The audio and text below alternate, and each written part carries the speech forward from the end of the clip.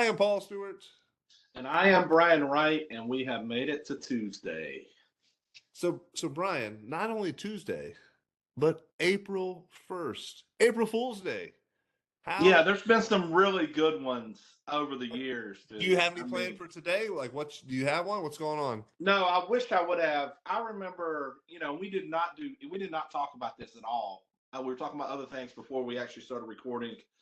But the one that the Mets did, where the guy could throw it like 150 miles an hour, That was and actually Sports Illustrated.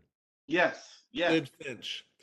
So Sports Illustrated wrote an article about this legendary player, Sid Finch, who could throw, like 115, best curveball in the world, was like this mythical player.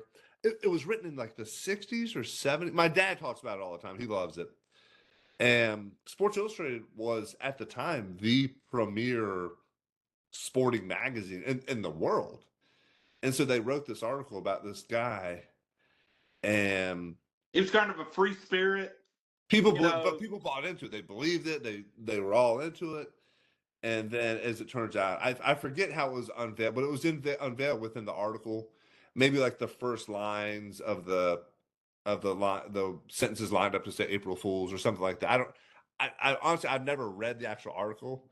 I know a bit of the history of it. My dad It was 85, Paulie. Was it 1985? It was 85. I remember seeing like recently, like they had interviewed guys pretending like they were real, like they had seen him mythically pitch and talking about how ridiculous he was and how nobody was going to touch it. And so they did a phenomenal job kind of selling the whole story. Wow, yeah, I didn't know it was that late. So 1985. George Plimpton wrote the article. The Curious Case of Sid Finch. So I'll tell you what, I like pulling pranks and doing that kind of fun stuff. I've never been like an April 1st guy. I haven't either. I mean, there's been some really good ones over the years. That may be the best. Yeah, that one's huge. Yeah, that one's a big one. I kind of thought the baseball bat deal with the Yankees, if they would have truly started April 1st, and people were talking about the goofy baseball bat size and how they, is shaped like a bowling pin now, and MIT guy and all this stuff, it could have been a phenomenal, like April Fool's type deal. Yeah, that'd be. But it's real. I remember I used to do one. So in spring training, minor league camp doesn't break for a few days after big league camp, right? Because the minor league season starts about a week later. And I used to call my mom and tell her I got released, like on April 1st. Like, I got your mom. Yeah, I never let it play out too long. It was always really funny until the day I did get released on April 1st. Hey, I just want to go back to this article. I just happened to see as we were talking about it. A Tibetan yoga guy, an English orphan, throw the fastball up to 168 miles an hour. What was written? 168 miles an hour. He's like our boy Steve Dalkowski. I mean, nobody could even catch that, I don't think, could they? I don't think you could see it. Yeah. Kill somebody. Yeah. I felt like I couldn't see it, Paulie. So this past weekend, it's my son's birthday. I went on a roller coaster. I went on the bad idea. Went down the Carowinds. And what I've realized is roller coasters have passed me by. I think we talked about a little bit, like age 10, and I said 35, you said 30. Like age 10 to 30 to 35 is about your prime roller coaster age. Past that, dude, I rode 2 rides, and then I rode the one that was supposed to be their, kind of their twister, and I was done, dude. I was nauseated for like 3 hours, and I ate a little bit, drank. They got the endless cup, you pay $20 and you drink sugar on your belly. Yeah, so I was toast, dude, toast. But what do you think? When's the last time you enjoyed a roller coaster? So I remember vividly, my wife and I were in Pawtucket in 2003, and they have the big Six Flags or whatever it is, but it's got a water park and a roller coaster park like side by side. And so we went like on a Tuesday or like just a we had an off day, so we just went on this like random day. It was pretty empty. And so we did the water park, and we go to ride the roller coasters. And my wife, she always enjoyed roller coasters, and she doesn't like heights, but she enjoys kind of going fast and looping around. And I was always okay with it.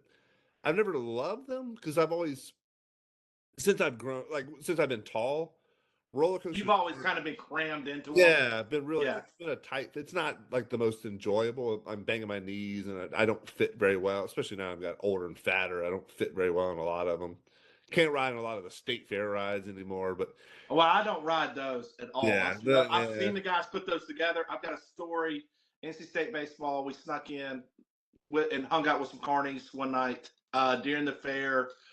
We saw what they do on state fair nights when they're not carnying around or whatever they do when the fair is open. We've seen after.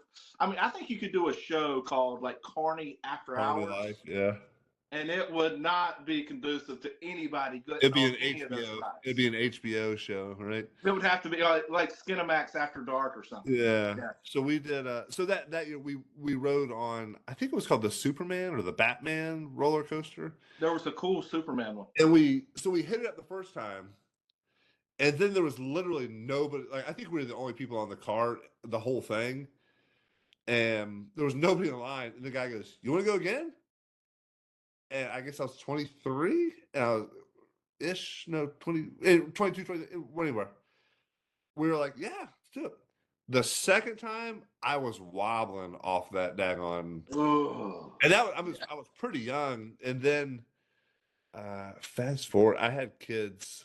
Fast forward, we went to Carowinds over in Charlotte, and I did a couple rides. It didn't sit well. But and then we had. I've got a state fair. We did. My oldest and I. We got. Those ribbon fries where they put the drill on the potato and they spin it out. And it's like a big long potato chip, and they drop it in the fryer. So we got one of those. We shared one. Amazing, delicious. And then we go do the gravitron, the thing that just spins in a circle. Oh yeah. Dude, we both got off that thing. Just I couldn't handle it. I handled it long enough to go over by the Car Scott building and throw up in the bushes. Oh, so you did vomit? Oh, just every ribbon fry, just bleh, probably a hot dog and some Al's fries and everything else too. Just that was terrible. I think that's the last time I rode anything like at the state fair. But here's the other thing too. You go to these parks, and as a parent, I'm gonna ride one, maybe. I'm not like, do I have to pay the $75 to get in? Like to You do, to make sure your child doesn't get molested or kidnapped. Yeah, you have to, unfortunately.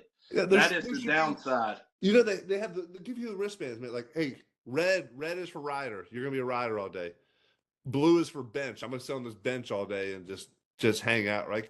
Give me $20 to get in to make sure my kid's okay. I don't disagree with that. It is a racket. I would say, now that you say that, dude, we went to Disney, and my daughter wasn't that old. And I remember doing the teacups, and she wanted to spin around. They get going sometimes, yeah. Yeah, you can really get them going. And I thought, this has passed me by, bro. And so I was somewhere between 30 and 35 probably. And now, dude, we rode the Fury 325 is supposed to be their awesome ride, and it is awesome. And that's after I had my 3-hour break. And it gets up to like 95 miles an hour, 81-degree drop. And it was really awesome. It was kind of fun while I was doing it, and I'd recovered.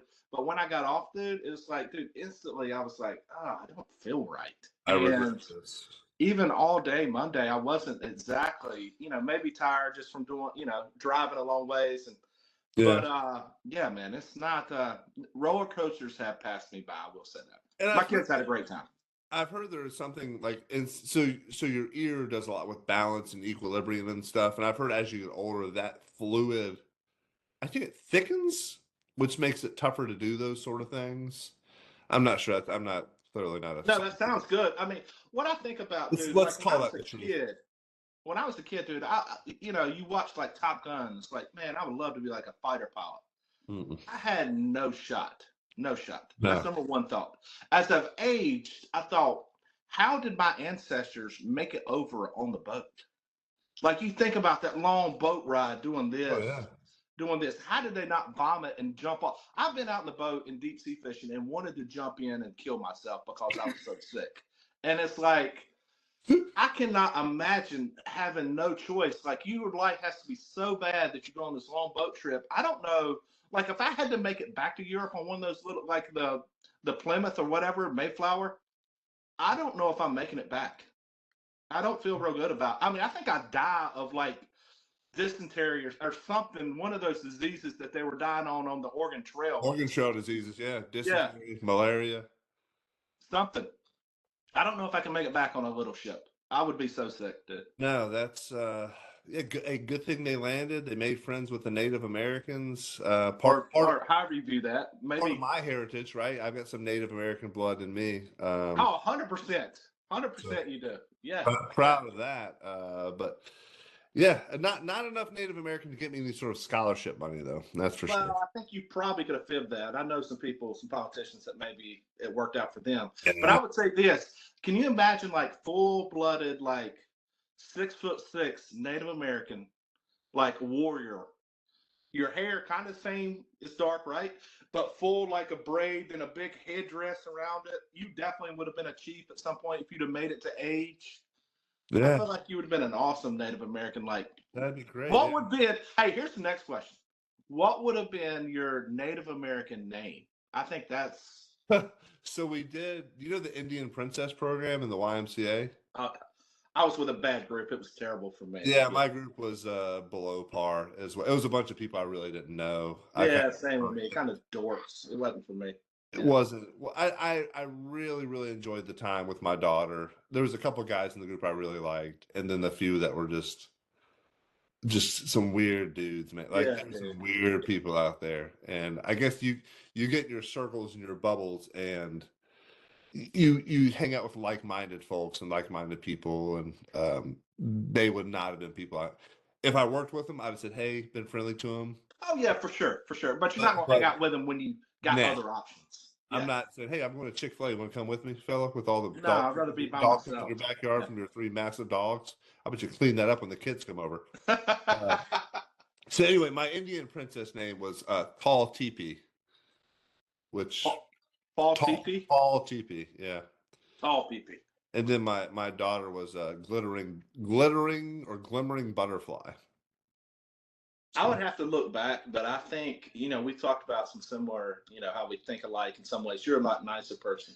But I'm pretty sure that was my daughter's name when she was doing Glittering butterfly. glittering butterfly. I'm like 95% sure that was her name. What was your? I can't recall my name. I think I Wolf? refused to come up with. I like these Native American names. They were really cool back in the day. It's like bear because she killed bear, or Yeah. like I don't know, like eagle killer, and it's because you strangled an eagle by your hands or something. I mean, there was just so many awesome names that these guys had. And then you come up with this stupid stuff for this event. And again, anyway, I'm sure Indian Princess for a lot of people was a good experience. I know people who did it for 2 or 3 years. I was about a 3-month deal trying to do it during football season. It was terrible. Yeah, If they wanted to meet Sunday afternoon during football season, I was like, dude, what are we doing? Clearly, we're not like the first year. Yeah, we did it the first year, then shut it down. I was like, we may have made it. Softball, yeah. We may have made it. Hey, but anyway, the jumping jumping back to sports. Let's talk. Nice transition there, Brian. Well, it wasn't a good transition other than people who make mistakes, and I'm sure there's some buyer's remorse right now. Wow, yeah. Jordan Profar, obviously pretty big. Jurickson Profar, Jurickson. I want to call him Jordan, but Jurickson. Pretty big acquisition. Gets popped for taking the HCl. I think it's the drug to kind of restart your testosterone. The same thing that Manny Ramirez tested positive for too. Yep. So it's like a masking agent. So they didn't technically pop him for HGH or steroids. They popped him for a masking agent, which hides the effects of one of those other two things. So Profar, man, he was a big time prospect for a long time. I think he's always been a prospect. Kind of finally put it all, and you can become a suspect really quick, if you don't put up numbers. And he probably got a few more chances. He was always a solid player, but last year put up some all-star, like legit numbers with the You Padres. wonder, dude. I know when I was around, and I definitely was suspicious when guys got hot at weird times, man. And don't get me wrong, you would get drug tested if you got hot, but you know, you think about guys who had money even back in the days were able to get a little bit higher quality. If you're buying stuff from the pharmacy in Mexico or Tijuana or something, you're not in a good situation there, and it's probably not. It's going to be detected. But I can't believe if you've got a major league contract that you can't buy high enough quality drugs to get past the testing. The good That would stuff. be like, if we're being frank, I never did it, but I might would have considered it hindsight 2020. But because there were good guys that were just doing what they had to do to get on the field, which I kind of respect that too. Um, and so, but I feel like if you got major league money, you could get with somebody who really knows what they're doing to have a quality enough They'll drug. help mask it, yeah, and Yeah. really mask it. And yeah, it's interesting. So he's been in the big league since 2012, and he's been around a while. Came up with the Rangers, went to the Oakland for a year, Padres for years, Rockies, back to the Padres. But he's a career 245 hitter. So I mean, it's not screen, and that's with a 280 season last year. So it's not Yeah, he had hard. a really good year last year. Kind of a guy that's easy to pull for. Like I watched him enough last year. He's very likable. I like how he plays hard. But yeah, clearly So got a 4 games into the season, it'll be 80 more games till we see Profar back on the field. So really How do you tough. think an organization, obviously you don't get paid, but how does the organization handle that? If you were one of his teammates, this just is what it is. If I'm younger than him, I'm probably pissed. How do you think an Well, if you're organization younger, should you're handle probably happy because you got a job potentially. I mean, there's all sorts of ways to fill a role, man. Injury, guys not producing. Hey, guys on drugs. Yeah, there's a way to do it. I think it's I'm not clearly I'm not a contractor or agent or anything like that, right? But there's got to be language in there around, hey, if you test positive or whatever, there may be some null and void clause. I don't think the Major League Baseball Players Association would allow a null and void, but like you said, there may be no money for that prorated 80 games. But still, like I mean, his contract's pretty massive.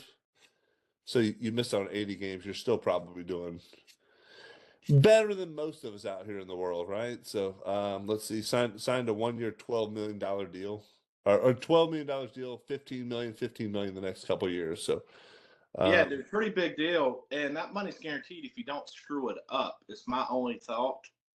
And it's like, holy cow, dude, if just yeah, go hit your 240, bro, and don't mess this up. the three I year, mean, $42 million.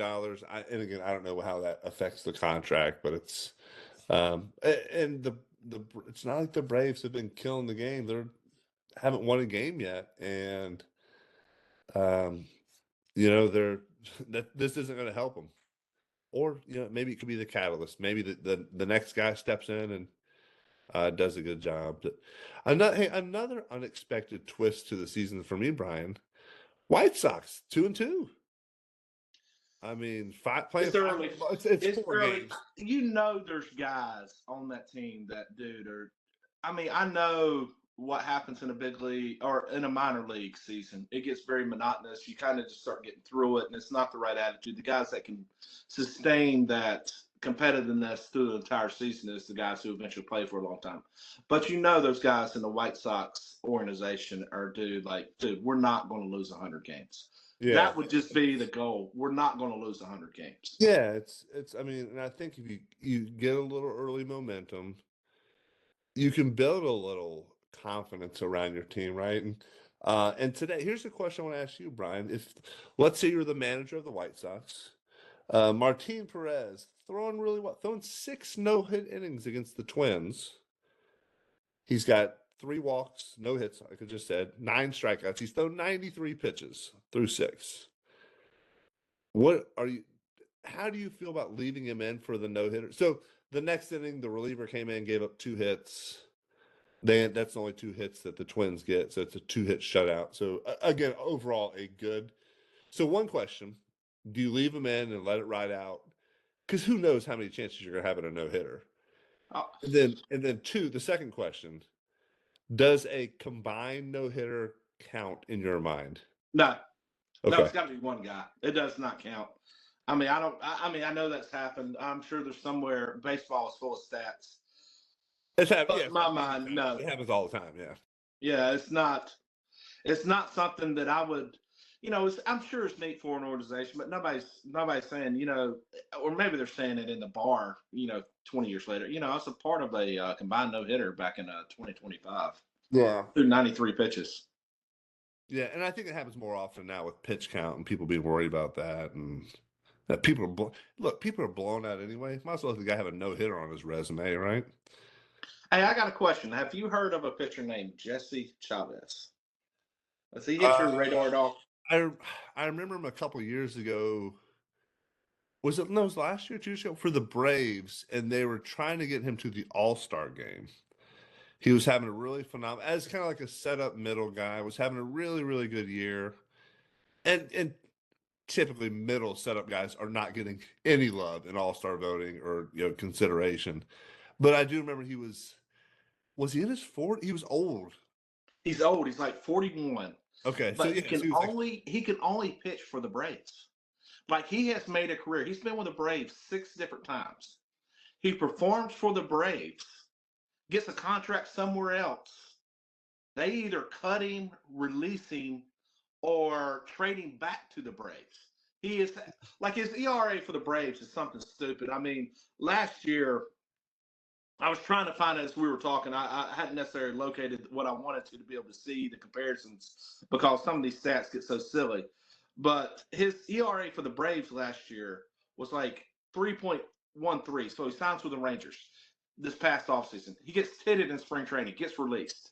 And then he gets signed by the Braves again. But dude, this is 6 different times. Like he was with the Braves in 2021, had a 2.14 ERA, signs a deal with the Cubs. He has a 6.35 ERA. And then he goes back to the Braves, has a 2.72 ERA. Then he goes to the Angels, has a 7.59 ERA. And then he ends up with the Braves again, ends up with a 1.56 ERA. He could only pitch for the Braves. It's that's the most bizarre thing. Yes, and he's like 41 years old. He was with the Rangers throughout spring training. They released him. He had a terrible spring training, but he just got called back up with and the the Braves Braves. like, we need you, fella. Yeah. Come on back, bring it back. Yeah, that's man, and I know guys have. We spoke to Ben Orlando. He kind of mentioned that with about the one guy who could only hit at the Baker Bowl and or did really really well there, right? So it's yeah, maybe there is something to that, right? So It's something weird, dude. It's just such a comfort level. And again, I didn't play long enough. I mean, well, it would be you interesting. played 4 years in the ACC. Yeah, but Were there I were there could have played. I feel like I could have played anywhere and performed. Right, the Doak obviously was conducive. Especially once the wind got to blowing. The field's bigger than it was now. But I mean, I hit at other ballparks and had some really good numbers at Clemson, really good numbers at Georgia Tech and Florida State, and so I feel like I could have played anywhere. It's just really odd for a pitcher. It doesn't seem like it would have as big an impact. Where you can go all the way back. I mean, he performed really well with the Braves back in like 07, 08, and then all of a sudden, or with the Pirates maybe, and then all of a sudden he signs a good deal with the Royals, and he does terrible. I mean, it's just funny how you feel like there's enough crossover. It wouldn't just be the Braves that he performs for, which Yeah, is yeah, yeah, that's interesting. And so you sent me a video the other day too of Spencer Strider making a start in Philadelphia. yeah, And so it was Philly fans being Philly fans, just being yeah. super obnoxious, yelling at I think I got to be Strider. done with Philly as a organization. I'll pull for Trey Turner. I'll pull for Bryce Harper. I like those guys as people or as players. But I'm moving on to the Detroit Tigers, The the Tigers are NC your club State, now. I like it. the NC But State. But anyway, go ahead, finish your my story. my Yeah, thought. So it's a video. It's Strider warming up before the game. There's the bullpen situated where you kind of fans overhang it and you can dude, kind it's of yell at the brutal. pitcher and but the guy was being like just obnoxious, just awful, saying terrible things. And but it got me thinking, right? you hear about home field advantage and things like that, right? Does and as an athlete, you sometimes you hear it, sometimes you don't. Like you, depending on how big the crowd, it's actually worse when there's less people there because you hear things. Yeah. But I like, does Spencer Strider hear that? Does he get on the mound? Does it affect his warm? Like it may I affect. think you're the one to Maybe it ask does. on that. I think you're the one to ask. Well, I mean, I pitched up to AAA, and no, but like when people come gather around a AAA bullpen to watch a guy warm up, it's like, oh, see that one? That one moved. Yeah, because it's usually like a dad with his 10-year-old kid, and they're kind of oohing and ahhing at your 86-mile-an-hour heater right down the middle, right? So I like honestly, I remember a few times during the games, like people were saying stuff, but it wasn't malicious. It was more like they were trying to be funny and make fun of me, like um, and I was like, it's you got me. I got big feet. Yeah, yeah, nothing. But I can imagine, and there's a line I think that you get Oh, to. dude, and Philadelphia fans are habitual line steppers, Yeah, and I just, I think their fans as a whole, I'm over. They had too much success. They're too good in all sports, and so I'm just that say, Super I'm, Bowl. Yeah, Sixers are scuffling a little bit, but the but they've been very relevant for the last handful of yeah, years. They've yeah, scuffled, but very relevant. Obviously, the Phillies have been very relevant. Easy, honestly, they're easy to pull for, man. But their fans suck so bad. I think I'm going Detroit, man. And they ain't got many fans. I'm going Tigers. Tigers. Maybe At 45 years old, I am changing. I've really never had any fandom, right? Because I grew up, we see Braves, see Baltimore. And then the flip side is I go to get drafted. You kind of pull for players then and pull for guys and And so now I think at 45, I'm putting my full allegiance to Detroit Tigers. the Detroit Tigers, the old Englishy. Yeah, that was funny. I played in the fall league in '01. And so the Arizona Fall League, for those who aren't familiar with it, is basically it's a really cool concept. They take like five or six organizations, and they take five or six players from like five players from each organization, and you combine to make an all-star team. And then you play against other teams of similar build. So the year I went, it was the Brewers, Pirates, Rays, Orioles, and Tigers. So it's five teams. And it was like, man, these are the five worst teams I can pick. The Rays were bad at the time. The O's stung. The Tigers were But bad. I imagine some of their farm system. I remember So back in the we had, day. yeah, dude. So Yeah. we had, so from the Rays, we had Carl Crawford was on the team. Oh yeah. So he turned out to be pretty good, right? Oh But really? you Yeah. said the Tigers. We had a few guys from the Tigers. That's what I remember playing them in spring training back in the day, and I always thought, there's really no. I think as minor leagues get thinner and thinner and thinner, and they try to make less steps to the big leagues, or maybe I don't know, just cut down the numbers. I just remember the Tigers having players back in the day. Yeah, and it was weird. Like I never played against a lot of Tiger. I played against the Tigers teams in '98 in the Midwest League, and then in like '03, '04, '05 they were in Toledo. So actually, the last team I played against was a Tigers team in Toledo. But so on that fall league team, some big leaguers of note. Big League Bill Hall from the Brewers. A guy named J.R. House from Nitro, West Virginia, had a scholarship to play QB at West Virginia. I think he's like the third base coach for the Pirates now, or Reds. But he made it for a little bit. Tim Raines Jr. was on that team. Brian Roberts, longtime Oriole. Carl Crawford. Maxim St. Pierre. Maxim was a French guy. We actually had, this was one of the stranger things I've ever been a part of in baseball. So Maxim St. Pierre was from Quebec, spoke English and French. And then Eric Bedard was on the team as well. Longtime Oriole and Mariner. Oh yeah, yeah, yeah. And Eric Bedard also, I don't know, I can't remember what, but spoke French as well.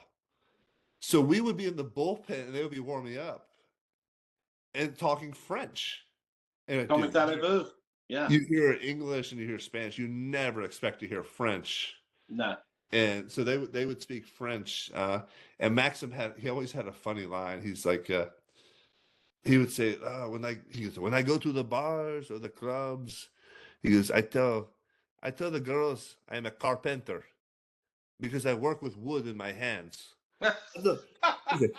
I don't want to tell them about baseball because you know what happens. I was like, all right, Max, that's a good one. Man. But I think he made it for like a week or so. So I mean, good, really funny guy. Yes, a few good players on that team. So it was a lot of fun. But well, Brian, I think it's that time to wrap it up, big boy. Yes, sir. Let's get to Hump Day tomorrow. All right. Well, enjoy your Tuesday, folks. Thanks for listening. Hey, if you want some stickers, I still got a handful left. Wright Stewart Podcast at gmail.com. Wright Stewart Podcast at gmail.com. Send me an electronic message. We'll get some of those out to you. And then you can post them anywhere you like around your hometown city or school. Hey, thanks for listening today. Out, go Pack.